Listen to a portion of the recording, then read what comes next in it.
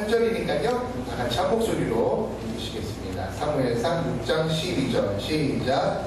암소가 벳세메스 길로 바로 행하여 베로로 가며 갈 때에 울고 좌우로 치우치지 아니하였고 블레셋 방백들은 벳세메스 경계선까지 따라가니라. 아멘. 오늘 이제 우리 한나의 이야기에서부터 지금 사무엘상을 계속 보고 있는데 오늘을 마감으로 해서 사무엘상을 이제 이 시리즈 편을 좀 접으려고 합니다. 오늘 사실 어찌 보면 이 메시지를 위해서 이제까지 달려왔다라고도 할 수 있는 부분인데요. 사무엘상 6장 12절에 나와 있는 뜬금없이 암소가 벳세메스라고 하는 도시를 향하여서 이제 멍에를 메고 지고 가는 그 이야기가 나와 있는데 우리가 이제 3장, 4장, 5장에 스토리가 있어요.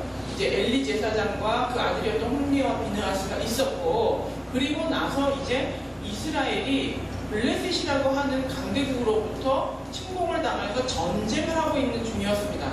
근데 전쟁에서 4천 명이 죽게 되고 이제 이스라엘이 패배하게 되는 거예요. 승리할 줄 알았는데 패배를 하니까 이들이 당황했어요.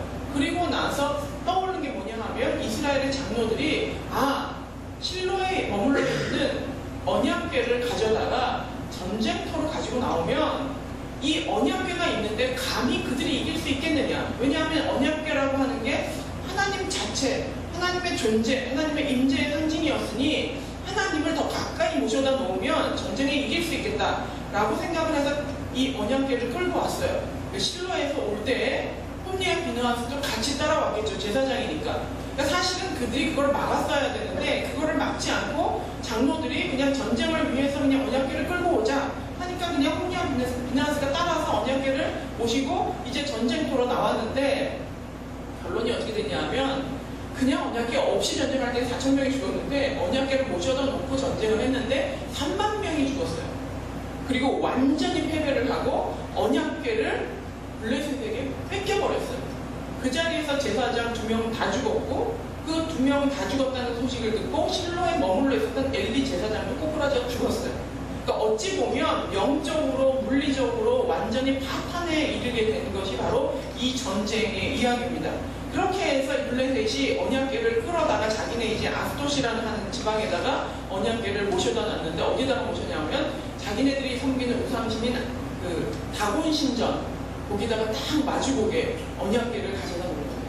어찌 보면 정말 하나님의 이름에 먹칠을 하는 일인데 그 다음날 아침에 다곤 신상이 완전히 꼬꾸라져서 그 얼굴이 바닥에 닿아 있는 거를 발견해요. 그리고 나서 다시 세워놓고 놨는데 그 다음날은 그 다곤 신상의 목하고 손목이 잘려서 저 문지방에 가서 떼굴떼굴 굴러가 있고 그 몸뚱아리는 다시 땅바닥에 떨어져 있고 그리고 나서 이 블레셋 지역에 이 아스돗이라고 하는 지역에 독종가 독한 종기가 퍼져서 전염병이 퍼져서 그 백성들이 다 죽게 생긴 거예요. 그래서 이제 여기서는 더 이상 머물게 할 수 없다. 제발 이걸 좀 가져가라 해서 가드라고 하는 쪽으로 법계를 옮겼다가 또 거기에서도 또 막 독종이 나니까 어쩔 수 없이 또 에브론으로 옮겼다가 그렇게 옮겨 다니기를 7개월을 하고는 블레셋이 이제 더 이상 견딜 수가 없는 거예요. 이 법계를 좀 어떻게 좀 해라. 어떻게 여기서 좀 내보내지 않으면 우리가 죽겠다. 그래서 회의를 한 결과 그들이 이제 제사장들, 그러니까 다곤 신을 모시는 제사장들과 복술자들, 뭐 이런 점쟁이들 이런 사람을 모아서 회의를 했어요.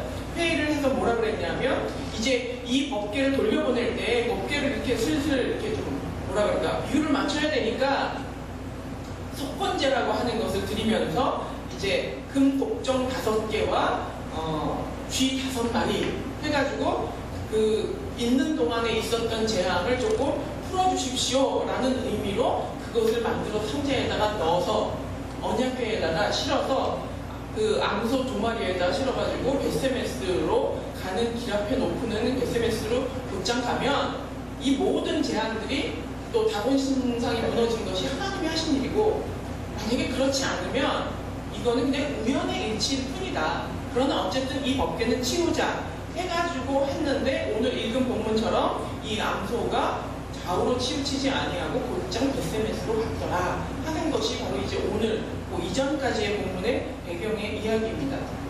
오늘 성경을 읽다 보면 느끼는 것이 때로는 이 이 본문뿐만이 아니라 성경을 전체를 읽다 보면 때로는 하나님이 되게 무능력하게 느껴지는 때가 있어요.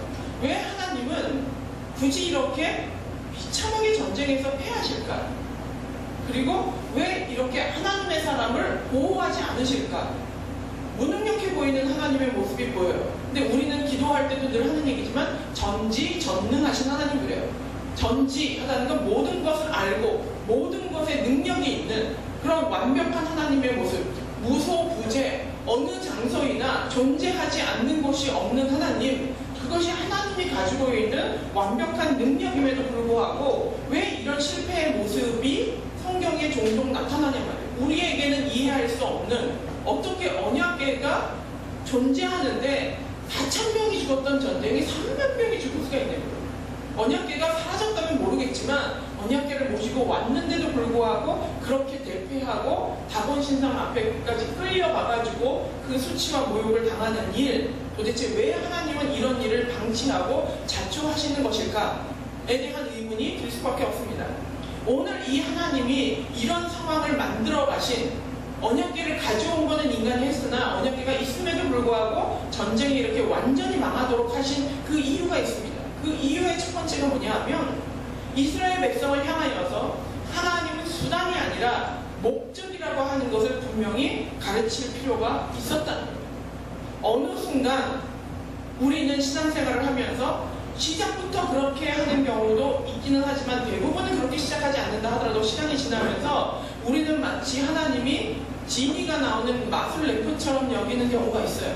내가 필요할 때 문지르면 언제나 지니가 펑 하고 나와서 무엇을 들어드릴까요 주인님?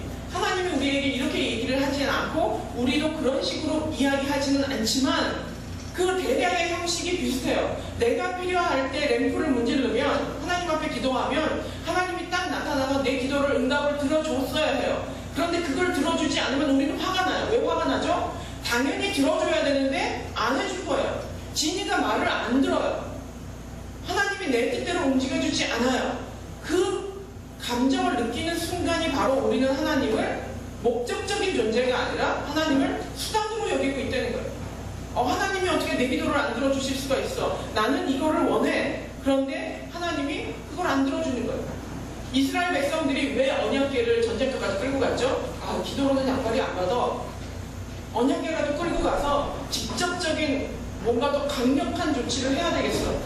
그들이 당황한 상황 속에서 할 수 있는 어떤 급처방 같은 방식으로 언약궤를 끌고 전쟁터까지 데리고 갔어요. 그런데 하나님은 그대로 그것을 효험을 발휘해주지 않는 거예요. 의도하시는 것이 아니라 의도적으로 실패를 선택하시는데 왜 그런다고요? 나는 네가 나를 이렇게 수단으로 여기는 것을 불쾌하게 여긴다.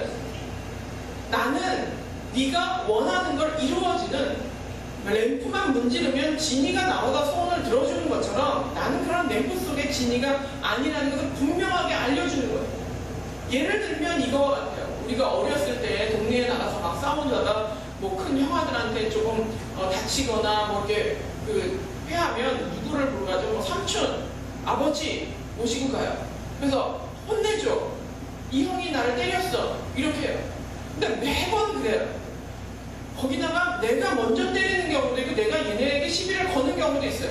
근데 매번 데리고 가서 아버지 얘 혼내줘. 아버지 얘 혼내줘. 아버지라고 하는 존재가 내가 싸움을 걸었을 때 얘를 혼내주는 존재로밖에는 이스라엘에게는 여겨지지 않는 거예요. 근데 우리는 사람과 그렇게 싸우지는 않지만 어느 순간에 아버지 이거 해줘. 아버지 이거 해줘. 그러면 이거는 아버지가 아니라 아주 내 말을 잘 듣는 족복 하나를 데려다가 내가 싸움을 걸 때마다 시비를 걸 때마다 나를 이기게 하는 도구와 수단이 되어버렸다는 거예요. 하나님이 우리에게 요구하시는 관계는 어떤 관계죠?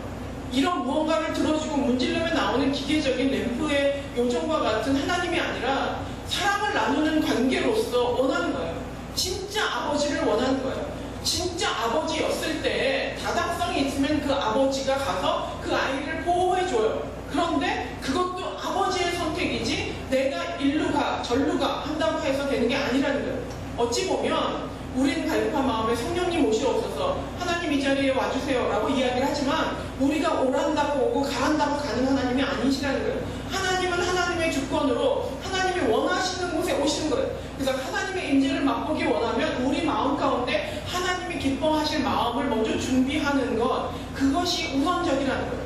그런데 우리는 신앙생활 오래 하면서 잘못된 반복된 용어의 사용들, 우리의 태도들 때문에 때로는 하나님이 수단으로 전락해버리는 경우가 있다는 거예요. 나에게 복을 주는 수단, 내 기도를 들어주는 수단, 내 외로움을 달래주는 수단, 나에게 물질을 공급해주는 수단, 내 앞길을 열어주는 수단, 그것이 되는 순간 하나님은 불쾌해지는 거예요.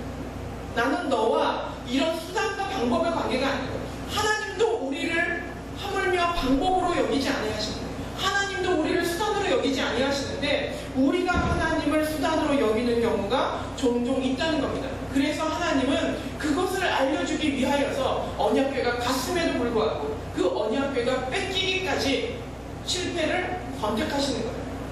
너희가 이렇게 처참하게 전쟁에 실패해 봐야지 내가 그냥 물건처럼 여기다 갖다 놓으면 이 기능을 하고 저기다 갖다 놓으면 이 기능을 하는 그 존재가 아니라는 거죠. 그리고 그 물리적인 물건 안에 하나님의 임재가 있는 것이 아니라 진정으로 나를 사랑하는 그 사람의 마음속에 하나님이 있다라고 하는 것을 보여주는 거예요. 아무리 성전을 아름답게 지어도 그 성전 안에 하나님이 갇혀 계시는 것이 아니라 하나님은 하나님을 사랑하는 사람들의 마음을 따라 움직이시는 거예요. 야곱과 그 형제들이 그 아브라함과 그 모든 후손들의 그 족장들이 다 그곳에 있어도요, 하나님이 만약에 요셉과 함께 이동하시면 하나님은 요셉과 함께 이집트 땅에 있는 거예요. 가나안 땅에 있지 않아요. 근데 우리는 교회면 언제나 하나님은 교회 안에 계시고, 십자가면 언제나 십자가 안에 계시고, 성경책이면 언제나 성경책 안에 계셔서 성경책을 차 위에다가 올려놓고 다니면 마치 사고가 안 나는 것처럼, 십자가 목걸이를 이렇게 메고 다니면 하나님이 나를 보호해 주시는 것처럼 부적과 같은 미신과 같은 하나님으로 우리에게 일하지 않으신다는 거예요. 또한 하나님이 이것을 통해서 알려주시고자 하는 것은 하나님은 인간의 도움을 구걸할 존재가 아니라는 거예요. 우리는 교회를 다니며 신앙생활을 하며 구약시대에는 하나님은 제사를 드리라 해요. 지금 예배를 드리라고 하죠. 헌신을 요청하고 사랑을 요청해요. 근데 하나님이 뭐가 부족해서 우리에게 요청하는 것이 아니라 하나님이 원하시는 건 사랑의 관계라는 거예요. 우리의 마음의 표현이라는 거예요. 진심을 원하신다는 거예요. 그런데 우리가 이것을 하다 보면 하나님은 나한테 해달라는 것도 너무 많고 하지 말라는 것도 너무 많아. 마치 귀찮은 존재를 대하는 것처럼 하나님은 뭐 내가 없으면 뭐가 부족해서 인간이 존재하지 않으면 하나님은 영광을 스스로 찾을 수가 없으신가요? 그렇지 않아요. 하나님은 스스로의 영광을 스스로 찾을 수 있다는 걸 보여주기 위하여서 언약궤가 뺏겼는데도 불구하고 그곳에서 어떤 인간의 도움도 받지 아니하고 그냥 암소, 짐승을 사용해서도 하나님은 다시 이스라엘로 돌아올 수 있는, 하나님 단독의 힘을 가지고 스스로를 지켜낼 수 있는 자신감이 하나님께는 있다는 거예요. 그래서 때로는 이 시대를 살면서 여러분과 제가 하나님의 사람이고 하나님을 믿는다고 하는 자녀임에도 불구하고 우리가 의도적인 실패를 반복적으로 경험을 할 때 과연 하나님은 나에게 무엇을 말씀하고 계신가를 기억해야 된다. 하나님은 왜 나의 인생 가운데 실패를 선택하지 않냐는 거예요. 하나님은 왜 크리스찬들의 삶 가운데, 한국 교회 가운데 패배를 선택하셨냐는 거예요. 하나님의 한국 교회를 건질 힘이 없어서 지금 이렇게 나락으로 떨어지고 있을까요? 저는 그렇지 않다고 생각해요. 내 삶에 있는 그래도 하나님의 자녀라고 하는 사람을 하나님께서 보호할 능력이 없어서 내가 때로는 실패하고 좌절하고 눈물 흘리는 그 순간을 하나님이 방치하셨을까요? 내가 자초한 일이지만 그럼에도 불구하고 하나님의 의지가 있었다면 막을 힘이 있었는데 그것을 왜 그냥 두고 보셨을까요? 그 안에는 하나님의 메시지가 있다는 거예요. 너에게 있어서 나는 누구냐? 너에게 있어서 나는 무엇이냐? 라고 하는 질문을 우리에게 던지고 계시다. 그리고 그 실패를 통하여서 다시는 나를 수단화하지 말고 내가 너에게 목적적인 존재가 되었으면 좋겠다.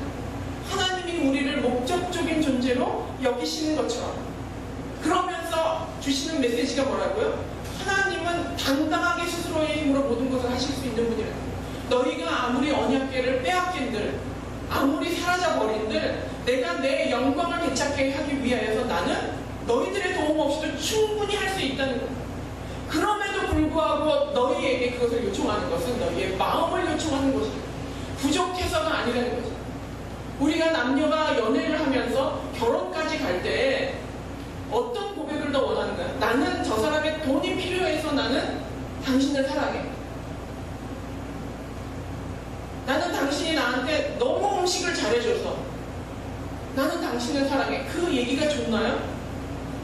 나는 당신의 어떤 필요를 채우기 위해서가 아니라 너의 존재가 너무 좋아서 나는 당신과 결혼하겠어 할 때 그것이 최고의 사랑의 고백인 것처럼 하나님은 인간의 필요 없이도 존재하실 수 있는 당당한 자신감을 가지신 분이에요. 우리는요, 언제나 필요라고 하는 거하고 접목되지 않으면 하나님을 사랑하는 법이 없어요.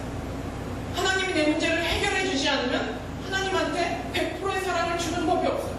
언제나 우리의 사랑에는 그 필요라고 하는 것, 수단이라고 하는 것이 늘 결부되어 있기 때문에 하나님은 우리의 사랑을 받을 때 언제나 목마르신 거예요.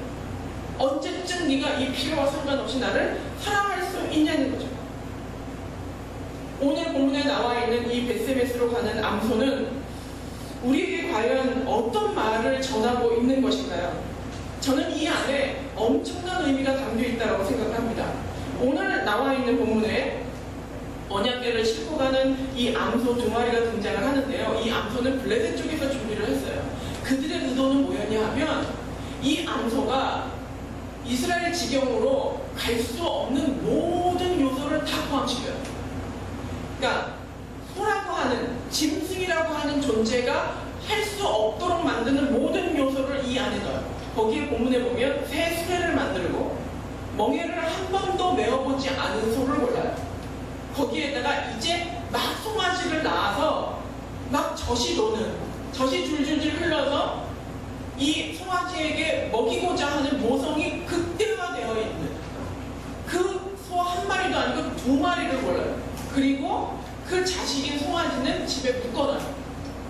그리고 암소만 떠나게 하는 거예요.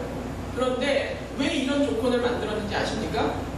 새 수레라고 하는 것은 이렇게 바퀴가 오랫동안 잘 굴러가서 익숙해져 있고 길이 난 그런 수레가 아니에요. 이제 갓 만든 수레니까 얼마나 삐그덕삐그덕하고 길이 잘 나있지 않겠어요. 뿐만 아니라 멍에를 한 번도 매보지 않은 암소예요. 이 소의 어깨 위에다 무언가를 얹어보지 않은 소가 처음으로 무거운 멍에를 어깨에다가 나무떼기를 큰 거를 짐을 실었으니 또 그게 얼마나 무게가 있겠어요? 그걸 어깨에 매놓으면 이 암소가 가만히 있겠어요? 출산한 지 얼마 되지도 않은 암소예요. 이 어깨가 불편해서라도 몸부림치며 그것이 익숙하지 않은 상황이에요. 그런데 송아지가 있어요. 그 송아지랑은 떨어질 수가 없어. 젖을 먹여야지 살 수 있어요.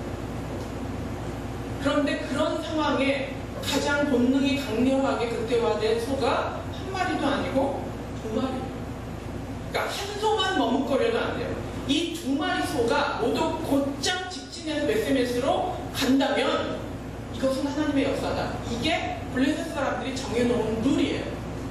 이게 아니면 뭐 독종이든 뭐든 다문신상이 무너진 것도 이건 다 그냥 우연의 일치다.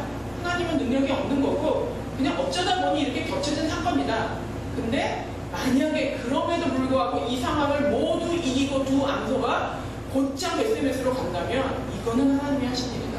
이거를 한번 증명해보자는 정말 안 될 수 있는 죄악의 조건들만 다 모아놓고 그 상황을 만들었는데 어떻게 됐다고요? 두 마리 암소가 모두 울면서 좌우로 치우치지 않고 곧장 베세메스로 갑니다. 그리고 블레셋의 방백들은 그것을 따라가는 거예요. 혹시라도 이 암소가 망설이거나 혹시라도 딴 길로 갈 수 있잖아요. 멍에를 메고 지고 간다 하더라도 뭐 옆길로 갈 수도 있고 뿔 뜯으러 갈 수도 있고 여러 가지 상황이 있는데 그거 없이 직진하는지 감시하고 있었던 거예요. 근데 좌우로 치우치지 아니하고 직행하셨다는 거예요. 그게 바로 하나님이 하신 일임을 만방에 공표하는 거예요. 이방 땅 가운데 하나님은 죽지 않고 살아있으며 하나님은 스스로 자신을 보호할 능력이 있고 자신의 영광을 다시 회복시킬 능력이 있다는 것. 너희가 아무리 안 되는 방법만 해놓는다 하더라도 하나님이 원하신다면 언제든지 이루어낼 수 있다는 거예요. 어찌 보면 우리 삶 가운데 무언가가 막 안 되는 데도 있지만 하나님이 하겠다라는 의지만 있다면 내가 안 되는 것만 모아놔도 그 길로 갈 수밖에 없는, 될 수밖에 없는 환경이 열린다는 거예요. 그게 하나님의 개입하심과 개입하지 않으심의 일이에요. 내가 나이가 많아서 이제는 더 이상 일을 할 수 없어. 혹은 내가 상황이 이러니까 내가 뭐 건강이 이러니까 여러 가지 안 되는 이유가 천지에 100개가 있다 하더라도 하나님이 내가 일을 이루겠다고 하시면 다 해결되는 거예요. 근데 하나님이 이루겠다는 의지가 없으면 언약궤를 갖다 내 집 안방에다 놔도 안 되는 일은 안 되는 거예요. 하나님의 뜻이 무엇인가를 분별하는 것, 그것이 우리로 하여금 갈 수 있는 길이냐 가지 말아야 할 길이냐를 분별할 수 있는 좋은 바로메타가 된다는 것입니다. 저는 근데 이 암소를 보면서 참 가슴 아픔을 많이 느꼈습니다. 이 오늘 읽었던 본문에 한 구절이 나오는데 그 소가 울면서 갔더라. 울면서 갔더라. 내가 만약에 그 암소의 입장으로 되어본다면 하나님이 나를 쓰시겠다고 언약궤를 메고 한 번도 메지 않았던 멍에를 어깨에 메고 하나님이 나로 하여금 베스메스로 가라고 명령하셨어. 그런데 이 암소에게 있어서 와 오케이 너무 좋아 이러고 간 길이 아니에요. 울면서 간 길이에요.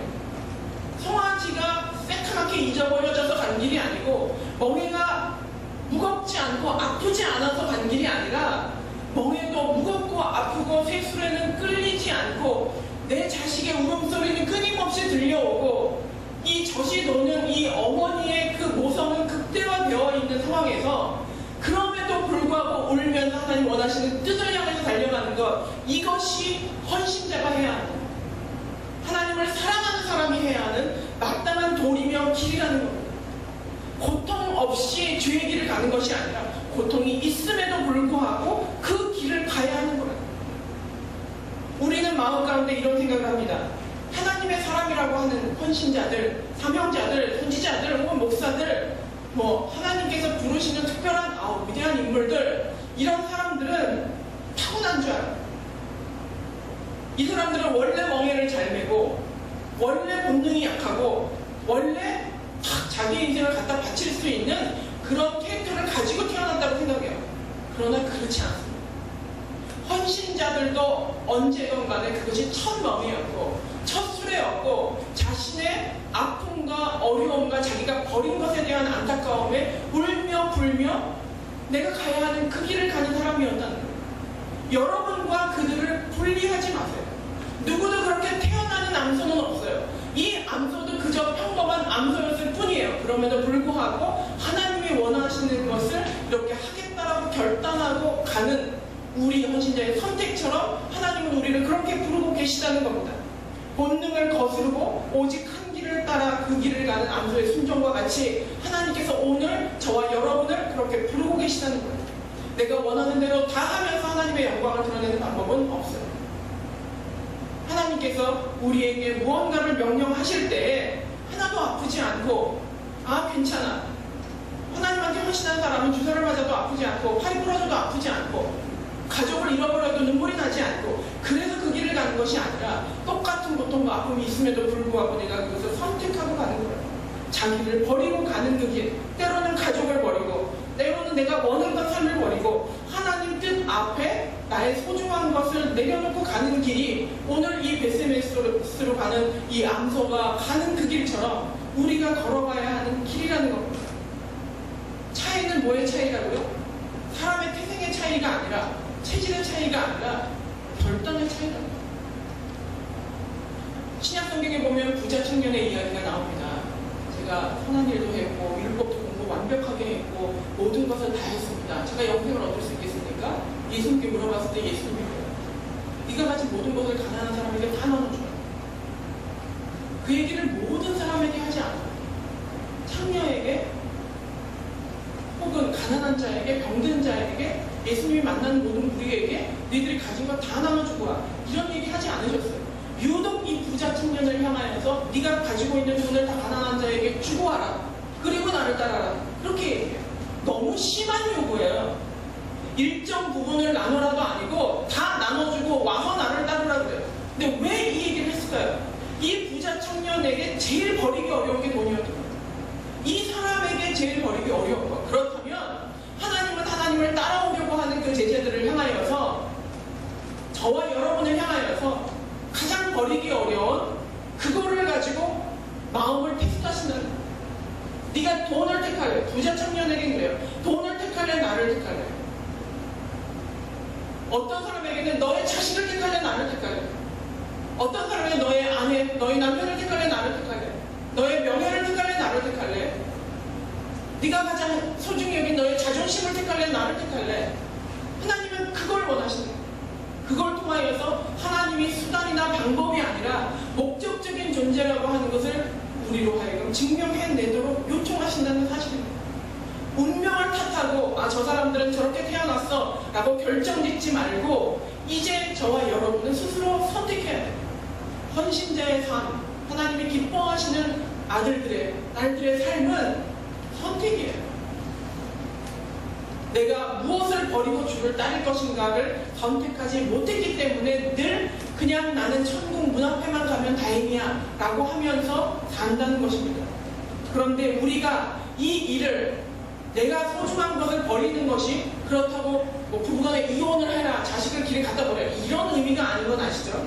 내 마음 가운데 하나님보다 우위에 놓는 것, 하나님이 원하시는 뜻임에도 불구하고 내가 꺾지 못하는 그 무엇이 있다면 그걸 버리라는 거예요. 그것이 때로는 관계일 수도 있고 나의 이기심일 수도 있고 본능일 수도 있어요. 근데 우리는 또 본능을 죽이라고 그러면 본능 이퀄 늘 정욕을 생각을 해요.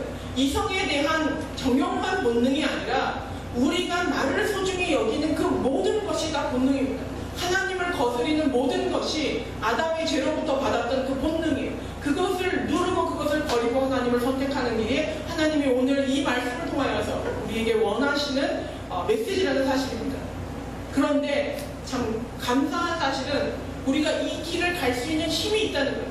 예수님께서 우리를 향하여서 이렇게 말씀하셨어요. 너희는 나보다 더 큰 일을 하리라.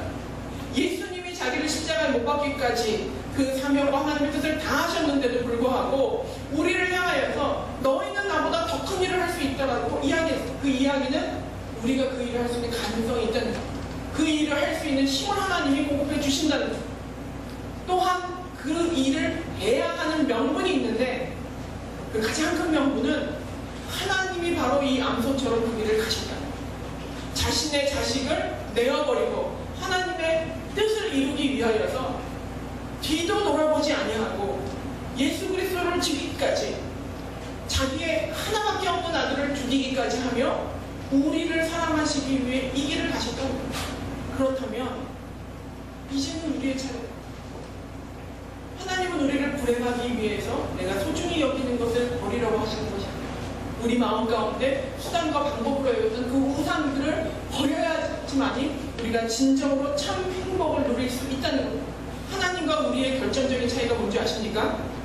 언제나 하나님은 인간을 사랑하셨고 언제나 인간은 하나님을 이용했습니다. 여러분 스스로의 신앙생활을 되돌아보세요. 사심없이 하나님 앞에 매달리는 거죠. 멈추어지지 않는다 하더라도 나는 하나님을 사랑합니다. 이 답답하고 어려운 이 상황이 계속된다 하더라도 그럼에도 불구하고 나는 너무 하나님께 감사하며 하나님 사랑합니다. 그 많은 것을 받았으면서 단 한 번도 이렇게 고백하지 못하는 게 우리 아닌가요? 요만큼만 부족해도 하나님 앞에 매달려 기도하고 요만큼만 내가 불편하고 어려워도 하나님 앞에 사람들 앞에 그 모든 것들을 정말로 내가 이렇게 힘들고 어렵다는 것을 이야기하는데 모든 시간을 낭비한다면 이제 우리는 조금 더 하나님께 집중할 필요가 있다는 거예요. 살면서 애환이 없는 사람이 어디 있습니까? 살면서 슬픔과 어려움이 없는 사람이 이 세상 천지에 어디 있어요? 아무도 없어요. 그것을 가지고 하나님 앞에 나가는 거예요. 그럼에도 불구하고 하나님 앞에 나가는 거예요. 왜? 하나님이 먼저 이 두 암소처럼 묵묵히 슬피 울며 베스메스로 향하는 그 소처럼 순종하여 그 길을 행하셨고 예수님이 그렇게 행하셨고 하나님이 그 마음으로 자신의 아들을 버리셨던 것처럼 우리도 이제는 내가 이 암소와 같은 마음으로 주님을 향해 나갈 필요가 있다는 겁니다. 언제나 하나님은 인간을 사랑하셨고 언제나 인간은 하나님을 이용했다. 이 말을 잊지 마시죠. 내가 하나님을 이용하고 있지는 않은지 나는 정말 하나님이 나를 사랑한 것만큼 최소한 흉내를 내려고 하는 마음 가지고라도 하나님을 사랑하려고 노력을 했었는지를 돌아볼 필요가 있다는 겁니다. 얼마 전에 뉴스를 보니까 목사와 성도가 짜고 보험 사기를 이렇게 친 뉴스가 나오더라고요. 너무 부끄러운 얘기. 뭐 비단 그 이야기뿐만이 아니라 목사를 빙자해서 사람에게 사기를 치는 일이 너무 많이 있어요. 너무 나쁜 일입니다. 목사가 사람을 대상으로 사기를 치다니 있을 수 없는 일이고 있어서도 안 되는 일인 정말 잘못한 일입니다. 그런데요, 우리는 매일 믿음을 빙자해서 때로는 하나님께 사기를 친다는 사실 알아요. 나는 하나님의 자녀잖아요. 내가 하나님을 믿잖아요. 내가 잘 돼야 하나님의 영광이잖아요. 저는 그거 다 사기라고 생각해요. 내 믿음을 빙자해서 내가 하나님의 자녀라는 위치 때문에 내가 원하는 것을 얻을 수 있도록 하나님, 이래야 하나님 이름이 영광 받잖아요. 오늘 성경이 어떻게 돼 있어요? 하나님이 인간이 잘 돼서 영광 받아요? 3만 명이 죽었어도 하나님의 영광은 스스로 하실 수 있는 분이세요. 마치 내가 잘 돼야 하나님이 아쉬워지지 않는 것처럼 그것을 빙자해서 하나님을 속이듯 하나님을 꼬셔서 무언가를 얻어내려고 한다면 목사가 사람을 향하여 사기를 치는 것이나 내가 믿음을 가지고 하나님을 향하여 사기를 치는 것이나 무엇이 다르나요? 저는 솔직히 오늘 설교 말씀을 준비하면서 굉장히 많이 망설였어요. 너무 강하지 않나? 너무 세지 않나? 근데 제가 왜 이것을 망설이게 되는지 아세요? 어느덧 여러분의 눈치를 보게 돼요. 이렇게 했다가 부담스럽게 교회 나가면 어떡하지? 이거를 소화하지 못하면 어떡하지? 성경에 있는 것은 성경 있는 대로 얘기할 수 없는 것. 이미도 그런 환경으로 우리는 많이 변질되어 왔다는 거예요. 설령 이것 때문에 인기가 없어져도 성도수가 줄어도 성경이 이렇게 얘기한다면 그 이야기를 할 수 있어야 되고, 여러분이 이야기를 들으면서 부담스럽고 때로는 불쾌해도 성경이 이렇게 이야기한다면 여러분이 이 얘기를 들으셔야 돼요. 저는 그것이 진리이고 그것이 복음이라고 생각합니다. 하나님은 언제나 여러분에게 온전한 신앙과 온전한 사랑을 원하십니다. 그것이 성경이 여러분에게 요구하는 거죠. 늘 하나님이 위로해 주시고 위로 맞춰 주시고 돌봐주시고 그래야 교회 나오니까, 그래야 하나님을 안 떠나니까. 이제까지 우리는 너무 많이 둥기둥기 하면서 자녀를 키우듯이 둥기둥기 하면서 목사들이 여러분을 그렇게 만들어 왔어요. 그런데 컸잖아요. 하나님 믿잖아요. 믿으면 그 믿음대로 살아야 되는 단계가 왔다는 거예요. 크지 않는 자식은, 육체는 컸는데 정신이 크지 않는 자식은 부모의 깊은 시름거리입니다. 우리의 육체는 컸는데 영적으로 성장하지 않는 우리의 모습은 하나님의 깊은 시름거리가 될 수 있다. 말씀을 마무리하도록 하겠습니다. 이스라엘이 전쟁터에 언약궤를 끌고 가서 하나님을 갖다가 이렇게 붙여놓은 것은 궁여지책이었어요. 급하니까. 그런데 문제는, 좋아요, 가끔 그럴 수 있다고 쳐요. 문제는 사람은 하나도 변하지 않아요. 이스라엘은 하나도 변하지 않아요. 저도 살면서 급할 때 램프 문지르듯이 하나님 앞에 기도하는 데 있어요. 그럴 수 있어요. 그리고 하나님 그럴 때 응답해 주세요. 그런데 문제는 내가 변해야 되는 거예요. 내가 변하면서 하나님 앞에 헌신하면서 하나님 앞에 집중하면서 가끔가다 그럴 수 있어요. 시종일관 램프만 문질러내고 있다. 아무것도 하지 않아요. 요만한 정말 가벼운 플라스틱으로 만든 멍이 하나 올려놔도 하나님 내 어깨가 너무 불편해요. 부담스러워요. 내 상황 아시잖아요. 지금 내가 지금 잘 안 되고 있는 거 아시잖아요. 지금 진짜 상태 안 돼 깨지고 있는 거 아시잖아요. 끊임없어요. 끊임없어요. 이렇게 가면요, 주님 만나는 그날까지 우리는 멍해는커녕 아무것도 하지 못하고 그냥 송아지에다 젖이나 빨리면서 사는 인생으로 철학하게 된다. 구원은 받겠죠. 참으로 부끄러운 구원을 받는 거예요. 너는 수십 년을 이 땅에 사는 동안 나를 위해서 고작 예수님을 영접합니다. 이 한마디 말고는 할 수 있는 게 아무것도 없었더냐.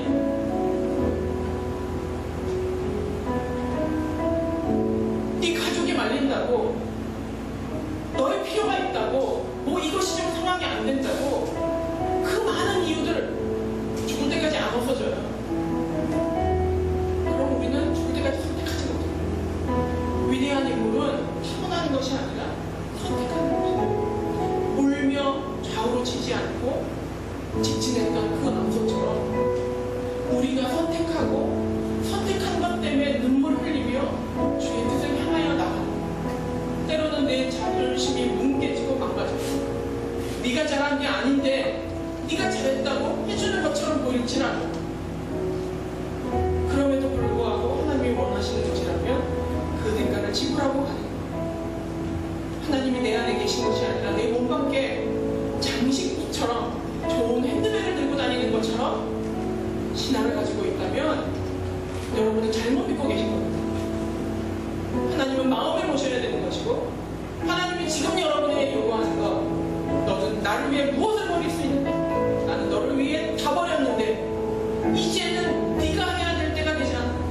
그것을 나가고 있는 것을 선택하고, 그리고 언제나 하나님은 나를 사랑하셨고 언제나 나도 하나님을 사랑했다고 고백할 수 있는 저와 여러분이 되기를 바랍니다. 이 시간에 잠깐 눈 감고 기도하시겠습니다. 하나님 아버지, 하나님은 강하시고 나는 약하니까 언제나 나는 받는 것이 당연하다고 생각해 왔습니다. 그러다 보니 늘 램프를 문지르며 나타나야 하는 진이처럼 하나님을 다가왔습니다. 때로는 화가 났습니다.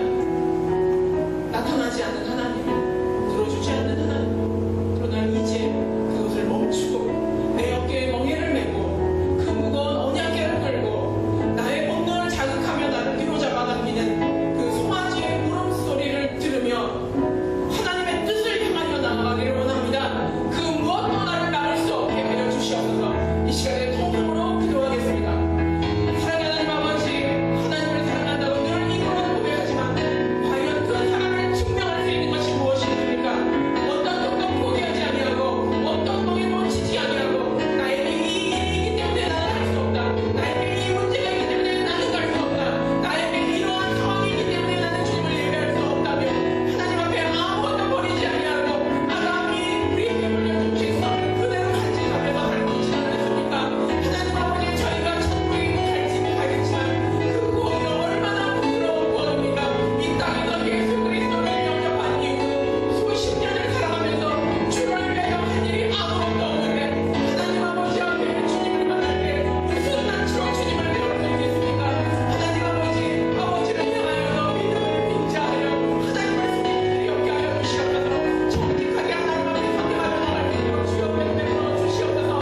하나님 앞에 사명자는 태어나는 것이 아니라 선택하는 것이오니 하나님 아버지, 내가 하나님을 선택할 수 있는 사명자 되게 하여 주시옵시고, 아버지 이 세상 그 무엇보다도 하나님을 위하여 사는 것이 가치 있는 일이라는 것을 내가 알고 믿는다면 담대하게 그것을 선택하고, 때로는 나의 가슴을 버리고 때로는 나의 자존심을 버리고 때로는 나의 모든 본능을 버리고 주님 앞에 나갈 수 있는 저희들을 주여 베풀어 주시옵소서. 하나님 아버지, 가는 우리 성도들은 믿는 신중만 하는 성도이지 않기를 원합니다. 성경이 말하고 있는 그 말씀의 진리를 듣고 받아들이며 내 가슴이 깨어지고 아파질지라도 아버지 앞에 정직하게 나아가 성장하는 자를 믿음으로 주여 도와주시옵소서. 때가 지분 없이 성장하는 자 되지 않게 하시며 하나님께서 원하시는 그 일을 따라 우리 모두 손에 손을 잡고 서로를 위로하며 격려하며 할 수 있는 주님의 사랑의 공동체가 될 수 있도록 주여 은혜를 베풀어 주시옵소서. 주님 아버지, 정말로 저희 안에 있는 문제를 하나님과 함께 생각하며 고민하고 결단하길 원합니다. 주님 아버지, 잊어버리지 말게 하여 주시옵소서. 잊어버리고 또다시 정말 이상하게 돌아가는 일이 없도록 주께서 은혜를 베풀어 주시옵소서. 주님 아버지,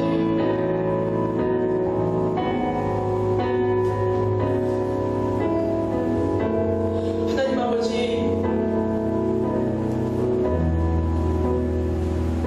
이 땅을 살면서 가져가야 하는 것들을 다 내가 챙겨서 가야 하는 것, 그것이 당연하다고 생각하며 살았다면, 그것이 지혜라고 생각하고 그것이 좋은 합의점이라고 생각하고 살았다면, 하나님 아버지, 오늘 성경에 나와 있는 말씀처럼 그렇지 않다는 것을 깨닫게 하여 주시옵소서. 어느 때에 가야 나의 이기심을 버릴 수가 있습니까? 어느 때에 가야 나의 자존심을 버릴 수 있습니까?